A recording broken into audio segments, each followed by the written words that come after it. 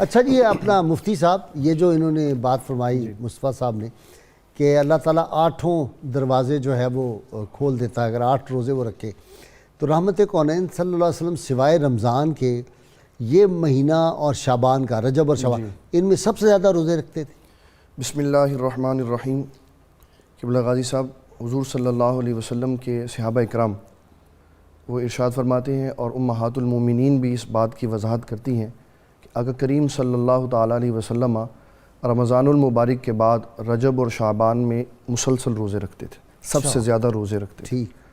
رجب کا جو لفظ ہے رجب، اس میں علماء نے اس کی وضاحت کی ہے کہ را جو ہے یہ رحمت پہ منحصر ہے، جیم جود و سخا پہ ہے، اور با جو ہے یہ بھلائی کی طرف انسان کی توجہ کرواتا ہے کہ اللہ تعالیٰ اس میں لوگوں کی مغفرت فرما دیتا۔ سبحان اللہ۔ اور آقا کریم صلی اللہ تعالیٰ علیہ وسلم نے ایک بات ارشاد فرمائی جس کو حضرت سیدنا ابو بکر رضی اللہ تعالیٰ عنہ نے فرمایا، ان عدت الشہور عند اللہ اثنا کے تحت، فرمایا کہ حضور صلی اللہ علیہ وسلم نے فرمایا کہ اللہ تعالیٰ نے جس بنیاد پر دنیا تخلیق فرمائی تھی، ہمارے زمانے میں اللہ تعالیٰ جل مجدہ الکریم نے اس کو اسی پہ لوٹا دیا اپنی حقیقت کی طرف۔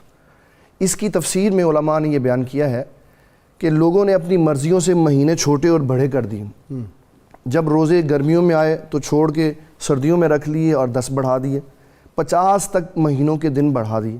تو آقا کریم صلی اللہ علیہ وسلم نے دوبارہ چاند کے اعتبار سے 12 مہینے مقرر فرمائے۔ اب بھی کچھ جو بعض اپنے آپ کو علماء کہتے ہیں، اسکالر، انہوں نے کہہ دیا کہ اگر روزے گرمیوں میں ہوں تو اس کو سردیوں میں شفٹ کر لیا جائے، اور اسی طرح جو موسم کے اعتبار سے خود ہی بدل لیا کرے۔ ایسا نہیں ہو سکتا، اچھا، بلکہ جو فرضیت ہے وہ تو بہت دور ہے۔ اسلام تو اس کی بھی اجازت نہیں دیتا کہ آقا صلی اللہ علیہ وسلم جس کا جو نام رکھ دے کوئی اس کا نام تبدیل نہیں کر سکتا۔ اللہ، حضور صلی اللہ علیہ وسلم نے ربیع الاول کا نام ربیع الاول رکھا ہے، اور یہی نام لینا سب سے زیادہ بہترین ہے۔ اگر ہم اس کا نام کوئی اور اپنی پسند کے لیے رکھ دیں تو اس کا مطلب ہے ہم حضور صلی اللہ علیہ وسلم کی پسند کو نہیں مان رہے، ہمیں اس کو ربیع الاول ہی کہنا پڑے گا، ربیع الاخر کو ربیع الاخر ہی کہنا پڑے گا۔ واہ واہ واہ۔ تو رجب المرجب میں آقا کریم صلی اللہ تعالیٰ علیہ وسلم کے صحابہ اس کی وضاحت اس طرح کرتے تھے کہ اس کو اسم کہا جاتا، اس کا مطلب ہوتا ہے بہرا ہونا۔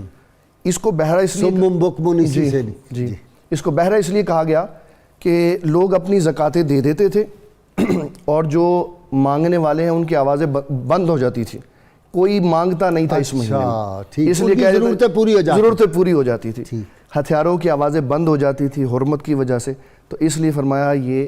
پھر اس کو کہا کہ رجب ترجیب سے ہے، تعظیم سے ہے، اللہ کی طرف اس کی نسبت ہو گئی تو اس کی تعظیم کرنی ہے۔ اس میں آپ نے ہتھیار نہیں اٹھانا، لیکن اگر کافر مسلط ہو جائے تو پھر اس کو چھوڑنا نہیں۔ ٹھیک، یہ آقا کریم صلی اللہ تعالیٰ علیہ وسلم نے اس کی حقیقت کو بیان فرمایا۔ ٹھیک۔ پھر اس میں ایک شے ہے جو بڑی اہم بیان کی کہ کریم آقا علیہ السلام نے فرمایا رجب شہر اللہ، شعبان شہری، رمضان شہر امتی۔ فرمایا رجب اللہ کا مہینہ ہے، شعبان میرا مہینہ ہے، رمضان میری امت کا مہینہ ہے۔ اس کو اللہ تعالیٰ کی طرف جو نسبت دی وہ اس لیے کہ اللہ تعالیٰ اس میں لوگوں کے ان گنت گناہ معاف فرما دیتا۔ سبحان اللہ۔ اس پہ میں ایک گزارش یہ پیش کرنا چاہوں گا کہ لوگ سوال کر دیتے ہیں کہ خاص راتیں کیوں مخصوص کر لے، تو کیا اس کے علاوہ نہیں؟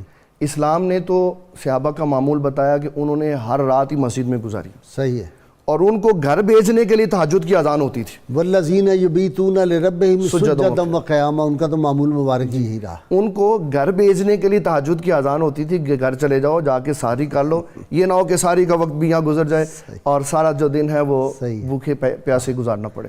تو سیدہ فاطمہ طیبہ طاہرہ سلام اللہ علیہا فرماتی ہے نا کہ یا اللہ تیری رات اتنی چھوٹی ہے، ایک سجدہ بھی نہیں پورا ہوا، گزر گئی۔